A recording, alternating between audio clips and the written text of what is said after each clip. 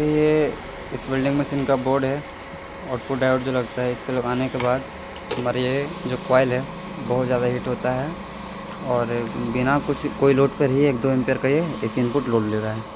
तो ये वाला हमारा काम नहीं कर रहा है नया डालने के बाद भी।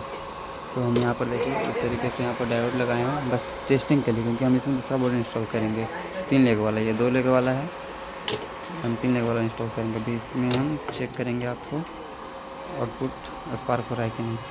ठीक ठीक।